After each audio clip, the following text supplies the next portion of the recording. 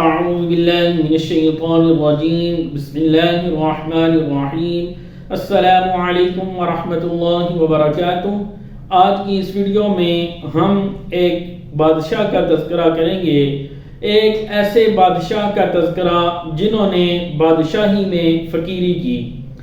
آج ہم تذکرہ کریں گے حضرت عمر بن عبدالعزیز رحمۃ اللہ علیہ کا، کہ جنہوں نے بادشاہی میں بھی ایسے زندگی گزاری جیسے ایک عام آدمی گزارتا ہے۔ حکومت، سلطنت اور اقتدار سے پہلے آپ بہت ہی شاہانہ زندگی گزارتے تھے۔ آپ بہت ہی قیمتی جوڑے پہنتے تھے اور بہت ہی مہنگی خوشبو کا استعمال کرتے تھے۔ جب آپ کسی بھی خادم کو بھیجتے تھے سوٹ وغیرہ خریدنے کے لیے تو اس سے کہتے بازار میں جو سب سے مہنگا جوڑا ہوگا وہ تم میرے لیے خرید کر لانا۔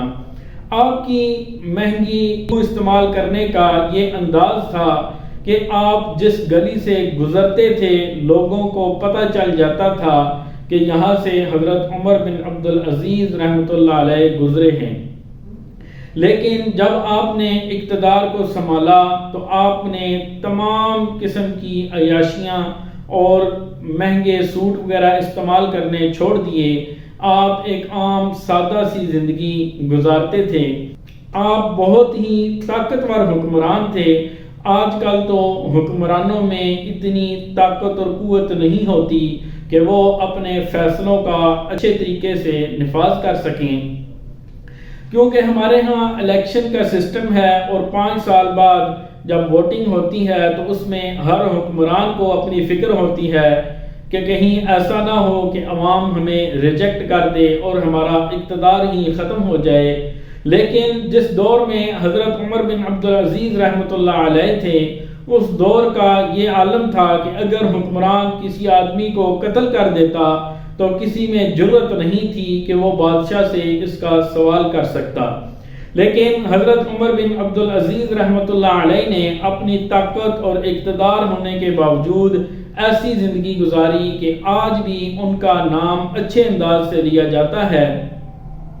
حضرت عمر بن عبدالعزیز رحمۃ اللہ علیہ نے جب سے اقتدار سنبھالا تو آپ نے اپنا پروٹوکول ختم کر دیا، جیسا کہ بادشاہوں کے ساتھ ہوتا ہے۔ ان کی حفاظت کے لیے گارڈز وغیرہ ہوتے ہیں، آپ نے وہ سارا پروٹوکول ہر قسم کا ختم کر دیا۔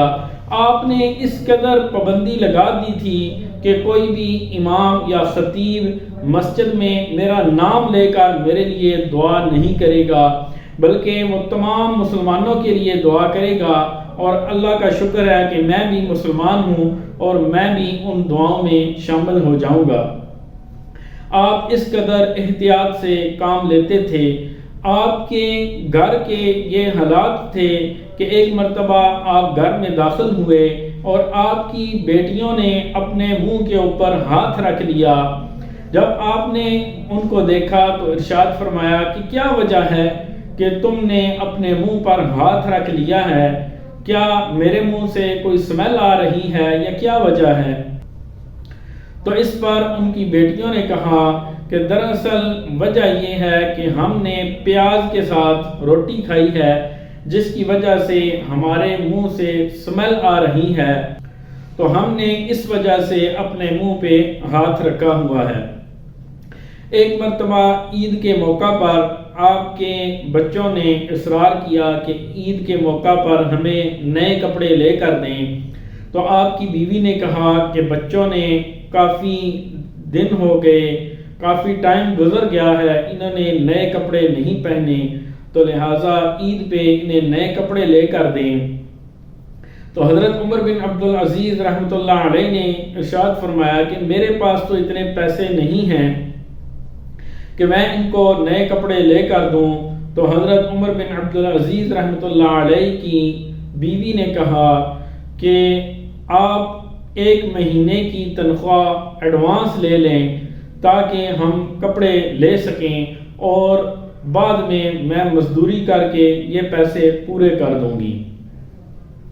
تو یہ سن کر حضرت عمر بن عبدالعزیز نے خزانے کا جو انچارج تھا اس کو ایک رکا لکھا اور آپ نے اسے کہا کہ مجھے 1 مہینے کی تنخواہ ایڈوانس دے دو۔ اس نے جواباً حضرت عمر بن عبدالعزیز رحمۃ اللہ علیہ کو لکھا کہ آپ اس بات کی گارنٹی دیں کہ آپ 1 مہینے تک زندہ رہیں گے تو پھر میں آپ کو 1 مہینے کی تنخواہ ایڈوانس دے دیتا ہوں۔ تو اس پر حضرت عمر بن عبدالعزیز رحمۃ اللہ علیہ رونے لگے اور آپ نے اسے منع کر دیا کہ میں اپنی زندگی کی گارنٹی نہیں دے سکتا۔ آپ کے دورہ حکومت میں یہ عالم تھا کہ آپ نے 2.5 سال حکومت کی، لیکن آپ کے پوری سلطنت میں سے کوئی بھی بندہ زکوٰۃ لینے والا نہیں تھا۔ ہر آدمی خوشحال تھا اور کوئی بھی غریب اور تنگ دست آدمی نہیں تھا۔ آپ سے پہلے اقتدار میں ولید بن عبد الملک تھا اور اس کو بلڈنگ وغیرہ عمارتیں بنانے کا بہت زیادہ شوق تھا اور وہ اسی شغل میں لگا رہتا تھا۔ اس کی وجہ سے عوام میں بھی بلڈنگ مٹیریل اور ان چیزوں کا شوق پیدا ہو گیا تھا۔ جب بھی کہیں 2-4 آدمی اکٹھے ہوتے تو وہ ہر وقت بلڈنگ عمارت ان چیزوں کے تبصرے کیا کرتے تھے۔ اس کے بعد سلیمان بن عبد الملک تھا، اس کو شادیاں کرنے کا بہت زیادہ شوق تھا۔ بادشاہوں میں عام طور پر اس طرح کے شوق بھی ہوتے ہیں، تو اس لیے عوام میں بھی یہ شوق زیادہ تر پایا جاتا تھا۔ اس کے بعد جب حضرت عمر بن عبدالعزیز رحمۃ اللہ علیہ کا دور حکومت آیا، آپ کو دین کے ساتھ بہت زیادہ لگاؤ تھا، آپ علماء کرام کی بہت زیادہ قدر کیا کرتے تھے، آپ رات کو عبادت کیا کرتے تھے، وظائف کیا کرتے تھے، غریب لوگوں کی مدد کیا کرتے تھے، اور یہی شوق عوام میں بھی کافی حد تک پایا جانے لگا۔ عام طور پر کہتے ہیں کہ جو بادشاہوں کے طریقے ہوتے ہیں عوام بھی ان کو اپنانا شروع کر دیتی ہے۔ حضرت عمر بن عبدالعزیز رحمۃ اللہ علیہ نے 2.5 سال حکومت کی اور 2.5 سال کے عرصے میں آپ نے اس اچھے انداز سے حکومت کی کہ پورے ملک میں کوئی بھی آدمی زکوٰۃ لینے والا نہیں تھا۔ آج ہم ترقی یافتہ دور میں رہ رہے ہیں، پڑھے لکھے آدمی بھی موجود ہیں، ایک اچھا سسٹم بھی موجود ہے، لیکن وہ اس کے باوجود بھی غربت کو ختم نہیں کر سکے، وہ مہنگائی بے روزگاری کو ختم نہیں کر سکے۔